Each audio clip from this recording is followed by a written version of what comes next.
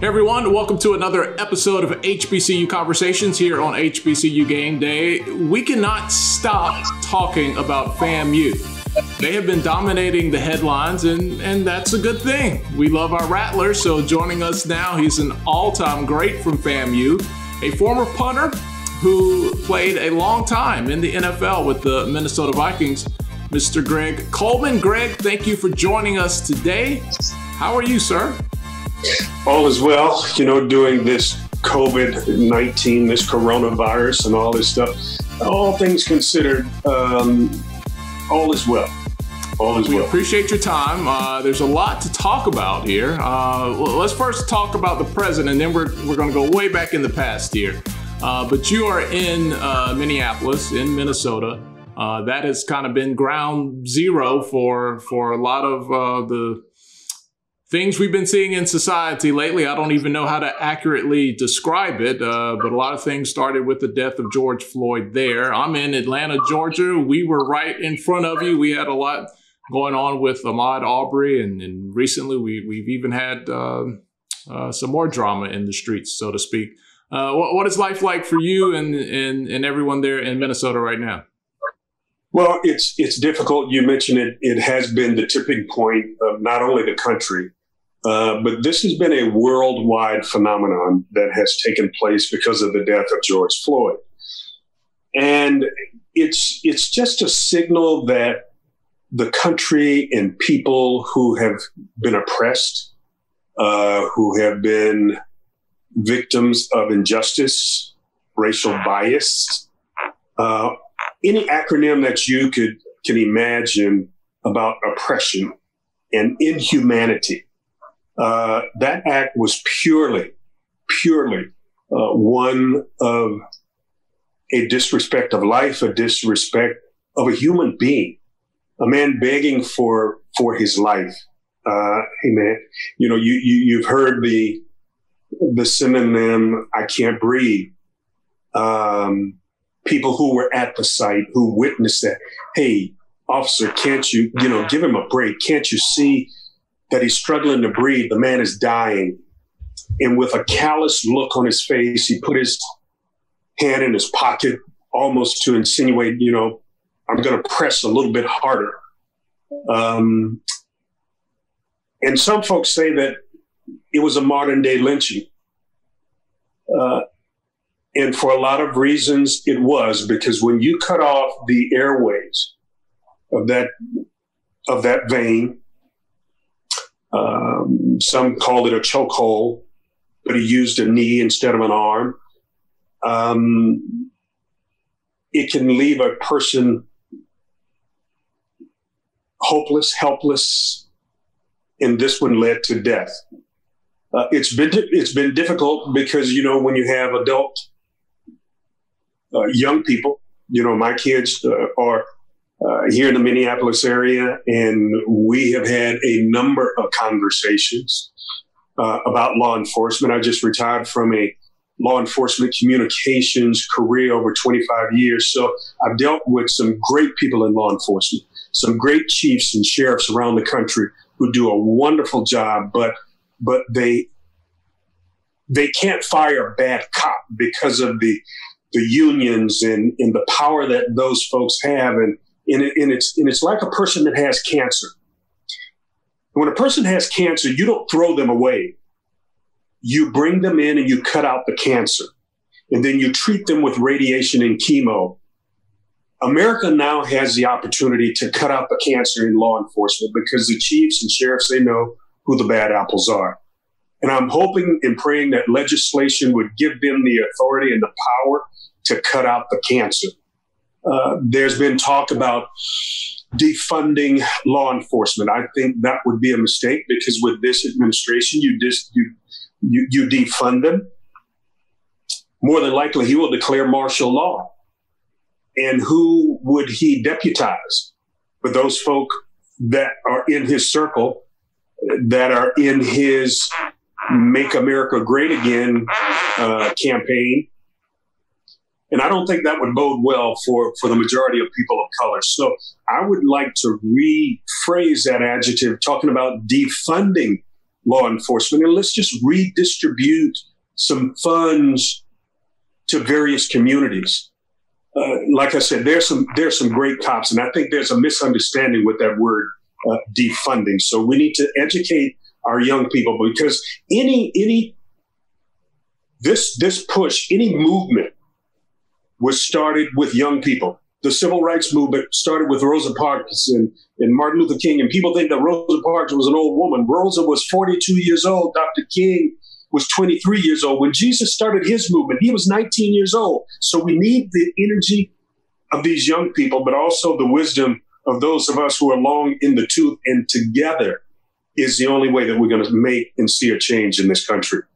Well, if people haven't been able to pick up on it, you are a pastor. You've been a pastor for a while, and I'll ask you one more question. But before we get to some good FAMU stuff, how challenging is it? A pastor's job is to console, advise, be a healer in many ways during tough times like this. What additional challenges have you seen in that role? All of the above, because there have been so many people that talking about where is the church? Well, the church has already been there. Even though people have not been able to come to a building, we have still met the needs, the spiritual needs of congregations and people across the country. I mean, with this technology, the Zoom technology, we've been able to afford to continue to preach and teach the gospel, to continue to meet the needs of the poor, feed the hungry, clothe the naked, and do those things that God has called us to do. And for the last several weeks, I have hosted a call with two psychologists and psychiatrists to 25 and 30 different men, because there's not enough time in the day to field all of the calls that our young men and young people are going through, the trauma that they've experienced, the trauma, the PTSD and PTSS, and that was a new terminology for me. I understood what PTSD was, but PTSS, that's post-traumatic slavery syndrome, all of those things that have come back, those feelings that most of us had to suppress, but now those feelings are coming back again, and in dealing with that, and delayed trauma, and all of those things. So it's been difficult. You gotta have the Bible in one hand and USA Today in the other, because you can't put your head in the sand and not know what's going on in the street. You don't want to get glued to CNN and MSNBC and Fox News and all of those things. You don't want to get inundated with the negativity, because the Word of God has the answer. And I'll say this to you: any undealt with sin, any unchecked sin is going to lead to death, either the death of me or the death of somebody else. And America has not dealt with this unchecked sin called racism and injustice. Yeah. And until it does, it's going to lead to death, which we have already seen. Let me digress. Give me 2 minutes to put this in a context. Absolutely. I look at the apartheid regime over in South Africa. And when Nelson Mandela became president of South America, those folk who were in power, those who oppressed people of color in the apartheid regime, felt and thought that Nelson Mandela was going to do to them what he had done to Nelson and people of color. But what Nelson Mandela did was just the opposite. He gave them an opportunity to confess their wrongs, to confess their sins, which they did, and he forgave them.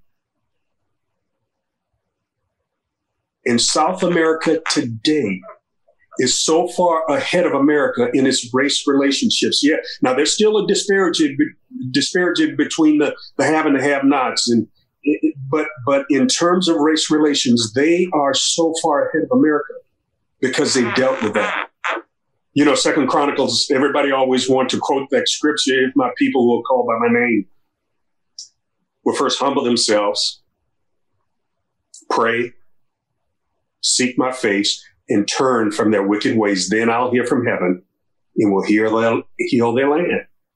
And until that happens, until we humble ourselves, pray, seek his face, then turn from our wicked ways. There's a lot of wickedness that's going on in this country. It's almost like the world was exposed to America. The skirt of America was lifted over the last several weeks. And the world really got a chance to see that America has got on dirty underwear. And it's time for America to change her underwear because it's been dirty for a long time.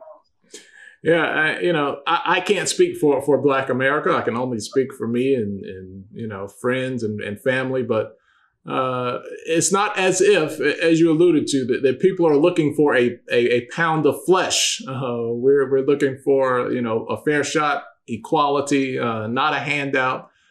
So it's kind of like the Band-Aid. Everybody's afraid to pull it off, but if you just go ahead and deal with that second of being uncomfortable when you rip it off, then the wound can start to heal. So nowhere near as eloquent as you, but that's how I see it for sure. Amen. It's a hard left. We're just gonna make a hard left. Shift, man, you got to. Hey, listen. You got to adjust, adapt, and execute to a new game plan. So just shift. Turn the page, man. Let's go. Lock and load. Your time at FAMU, you were a punter on the team a little bit before my time. So I'm doing research and I'm listening to some of your interviews. You were a heck of an athlete. You were big, fast, and strong. When you were breaking into the NFL, you actually got a shot at, I think, wide receiver, defensive back before, and we'll get to this maybe a little bit before your excellent game plan of getting the coach's attention of how well you were at punting. But let's stick with FAMU right now.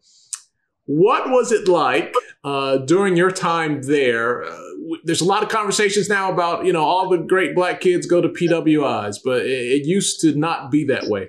When you were at FAMU, late 60s, early 70s, right? Do I have my timeline? Correct. What was the level of athlete at HBCUs playing football at that time? Unbelievable. It was the beginning of the migration of the great Black athlete to the white schools. Because when I graduated from high school in Jacksonville Reigns, my high school quarterback, Don Gaffney, was the first African-American quarterback at the University of Florida. And there were schools that recruited me because I thought that I was a better place kicker than I was punter, but I did both. Also was a All-American hurdler. And there were schools that said, Greg, you can come and run.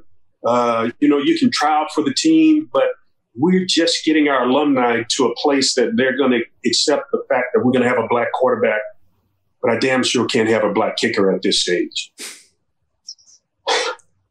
True stuff. FAMU came along. Son, we don't have any money to give your mommy and daddy. We don't have money to give your girlfriend or buy you a new car. But if you come to FAMU, you can punt, you can place kick, you can run track, and if you go to class, I guarantee you're going to graduate. And I said, where do I sign? And it was the most phenomenal 4 years of my life. The nurturing that I received. Let me give you a case in point.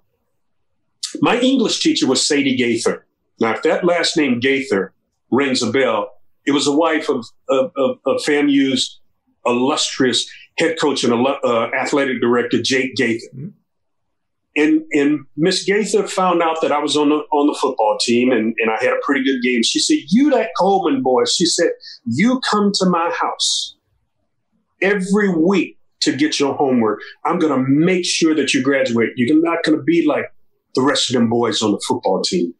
And I had to go to Jake's house every week with my lesson. And Sadie Gaither, my English teacher, made sure that was my study hall. I had other professors that embraced what you wanted to do and what you wanted to be. My kicking coach, Pop Kittles, who was also doubled as a baseball coach. Pop was, one day we were sitting out, we're having a practice, and I'm just thumping him down the middle of the field. And Pop comes up to me and said, baby, he said, why are you kicking it right down the middle? I said, well, Pop, that's where he's standing. He said, well, baby, kick it where he ain't. I said, what?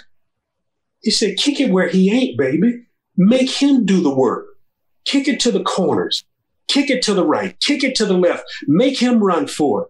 He said, if you do that well enough, they'll find a place for you at the next level. And I was dumb enough to believe Pop Kettles, that if I kick it where he wasn't, kick it where he ain't, that I'd find a spot in the National Football League. And that's what happened. And like during that time, we have a lot of viewers out there that are even younger than me. So they can't really grasp, you know, the pipeline of players from HBCUs to the NFL during that time. Like, how many of your teammates made it to the league from FAMU?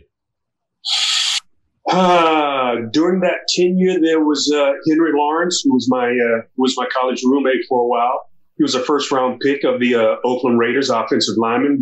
Went out there and played with Gene Upshaw and Art Shell and, that crazy Raider bunch. There were several guys, maybe 5 or 6 guys during my tenure that made it to the NFL. Let me go back to my high school here in Jacksonville Range. My last count, there were 78 players from Jacksonville Range that had either put on a NFL, Major League Baseball, or NBA uniform. I mean, so that was a breeding ground for sports and athletic in that community. So it's just been an amazing life, man, for me. And but FAMU was such a great experience for me. And if I had to do it all over again, even with what I know now about the big non-HBCU schools, I would do it the same way. Give us some more context. What do you think, and I don't know how close you were to it, but once the integration of talent started leaving from HBCUs to PWIs, what was the big sell? Because, you know, you talked about your experience, you know, the coach's wife is giving you the support, the faculty there. It was just Black love on campuses across the nation. What do you think caused that shift? I honestly think it was the start of ESPN, highlights in television markets. And once kids wanted to be, hey, man, I want to be on ESPN. I want to be on Monday Night Football. I want to be on Saturday afternoon football. The exposure of major college football was I would say the exodus of Black college football. And just kind of remember, it maybe even 5 years before that, there were some of the coaches at a lot of the major white institutions that said, there's no way that I'm going to play a Black guy on my team. But when one or two broke the ice, starting out in California, and believe it or not, Bear Bryant said, I need some Black athletes to catch some Black athletes. That was the exodus of a lot of players from Grambling and Tennessee State and Southern and FAM and all of the historic Black institutions. We started to lose the top athletes that now those white institutions embrace them with open arms. And there were some, let me tell you, the schools in Florida, the Florida Gators had the Gator Getters. FSU had the Seminole Seekers, and in the University of Miami had the Hurricane Honeys, if you know what I'm talking about. So with that exposure and those kinds of enticements, it made it hard for HBCU schools to compete. And that's where we started to lose a lot of the great athletes to the white schools. I want to ask you this. So I'm listening to a story that you tell. It was a tough couple of years of trying to finally make it in the NFL. You get to the Vikings, and to get the coach's attention, you start punting the ball into trash cans on the field? Hey, listen. By that time, I needed a job. I tried out with 3 or 4 other different teams, and nobody wanted to make a decision. But this was back in the day where teams could stash you for 3 or 4 days without making a decision. So I'd practice, every day after practice, and Bud would go in. Well, this was one Friday.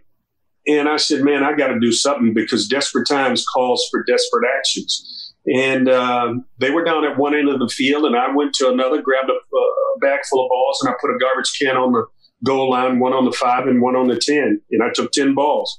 I put 2 in on the goal line, put 1 in on the 5 and 2 in on the 10. By that time, it had gotten the attention of guys like Ahmad Rashad and Ricky Young and Bobby Bryant, who were longtime veterans, and Jim Marshall. And I'll never forget Ahmad Rashad say, "God dang, son, you got to have a special touch to put that ball, to do that kind of stuff." So Ahmad Rashad gave me my nickname because throughout my NFL career, my name was Touch Coleman. Howard Cosell tended to call me Coffin Corner Coleman, but it all went back to FAMU and that practice with Pop Kittles. I keep hearing ringing in my ear, "Baby, kick it where he ain't." Bud Grant came up and said, "Hey, can you do that whenever you want?" I said, "Coach, all I need is an opportunity." And he turns around and walks away, and I said, "Hey, here we go again." We come to practice on that Saturday. He said, "Oh, I forgot to tell you, you need to go and sign a contract with Mike Lynn, the general manager, because you're going to punt Sunday against the Green Bay Packers." And that's how I got my shot in Minnesota, and had an awesome day against the Green Bay Packers, and the rest was history. And to be clear, you should get the credit. You and your coaches there at FAMU, Coffin Corner, that nickname started with you, right? Well, I think maybe Howard Cosell had used it to with a few other punters, but because that was my forte, that's what kept me in the league. I didn't have the biggest or strongest leg in the National Football League, but that's what I could do. I could throw a ball to the 2-yard line with my foot, and that kept me around. And if I ever wanted to get in the coach's doghouse, kick a ball down the middle of the field because it gave us an advantage. And I had some great gunners, the guys on the outside releasing to tackle the punt returners. And it was just I had so much fun during my tenure in the NFL. And I'm still blessed now to be still being a part of the Viking organization with the Vikings radio network. I work with our chaplain, meeting the spiritual needs of our players, our coaches, our staff. But I will tell you this, during this COVID-19, where coaches have not had the opportunity to put their hands and do one-on-one coaching with players, especially the young rookies. I've got a call with the rookies today, just trying to give them an insight about what the NFL is all about. But coaches are going to earn their money this year. I'm hoping and praying that there won't be as many injuries, because a player would say, "Hey, man, I've been working out. I'm in good shape," and all of those things. But it is a whole different ballgame being in an NFL training camp and being under the tutelage of coaches and trainers and strength guys. And so it's going to be a different but interesting year with this corona and corruption. That's what I call it, the CNC 2020. Corona and corruption. Yeah, that's a good one there. You in the past offered some guidance, some mentorship to Marquette King, who was a punter out of Fort Valley, who was drafted as well, right? Yes, and Q is a phenomenal punter, and it's unfortunate that he's not in the league right now because of his athleticism, because of his personality, his flamboyance. A couple of coaches put out some dirty on him, and it was tough for him to get a job. We talk almost, once or twice a week. He asked me, he said, "Greg, should I go to the XFL?" I said, "Q, you've been out of the league for a year. You need to get some fresh things on tape. You need to let coaches know that you can still punt the football, that you are a coachable young man." He was the best punter in all of football. And because of this personality conflict that he had with one or two coaches, they put some, like I said, put some stankum out on him, that he was uncoachable and undisciplined and all of those things. Man, when you are a specialist, all you're asked to do is to do your job, and he was doing it well. He got an opportunity with the XFL, and hopefully he got some things on tape that hopefully he'll get a shot and be back in the National Football League, where he truly and properly deserves. Yeah, that's the thing. That's been hard for me to reconcile as a fan. We always talk about the even playing field of sports, but the NFL just has a little layer of, yeah, you might be good, but you still got to do things the way we want, or we can make life really hard for you. And we absolutely, and especially with punters who have athletic ability, you can get placed into a role that you're not accustomed to. Like when I was drafted by Cincinnati, they tried me at wide receiver. I made the mistake of outrunning pretty much everybody with the exception of Isaac Kurtz in the 40. And Paul Brown says, we're going to put you at wide receiver. I never ran a route, never played defensive back, but I needed a job. And to run routes and try and defend throughout all the practice and then have to compete against guys, with the other guys who've been sitting around playing cribbage and, twiddling their thumbs all day, it was unfair. But I did not make it that year after being drafted by Cincinnati. I got another opportunity because of a relationship that Jake Gaither had with the special teams coach at the Cleveland Browns, Al Tabor. He was a special teams coach. I signed with Cleveland that following year, and I got a shot, and I punted the heck out of the football, and the Cleveland Browns went into the draft and drafted a kid by the name of Tom Spladany out of Ohio State, who did not want to punt at Cleveland. Forrest Gregg, a Native American full-blown Cherokee, was a head coach of the Cleveland Browns at that time. I ran a fairly good time in the 40 again. He said, damn, man, you got a great 40 time. We're going to try you at this. I said, hold, time out. Forrest, time out. I'm not playing wide receiver. I'm not playing defensive back. So if that's what you have in mind, just go ahead and cut me now. That happened in Cincinnati. He said, well, thanks for letting me know, because you'll just have to be the fastest punter in the National Football League. And he said, you're going to be my punter. Tom Spladany held out. Forrest Gregg came to me one day. He said, hey, can you handle this? Are you ready for this? Again, I said, Coach, all I need is an opportunity. So it took a Native American to give an African American a shot at a position that was usually held for non-people of color. Wow. So I owe a great deal to Forrest Gregg. Wow. Amazing story. Before we let you go, like I said at the beginning of the call here, FAMU has just been in the news for the last few weeks. They are headed to the SWAC from the MEAC. When you caught wind of that, what were your thoughts about the Rattlers switching conferences? A smile came to my face, because when you talk about the dominance in HBCU football, you think about Grambling, you think about Southern, you think about the schools in the SWAC, and you think about what FAMU can bring to that conference. Talk about a superpower conference. It's done on the other side of the ledger. Teams make their own super conferences, and I think it's only going to make it stronger. It's going to vilify it. It's going to solidify the strength of what FAMU football is. Not only FAMU football, what FAMU athletics is. FAMU as a institution of higher learning.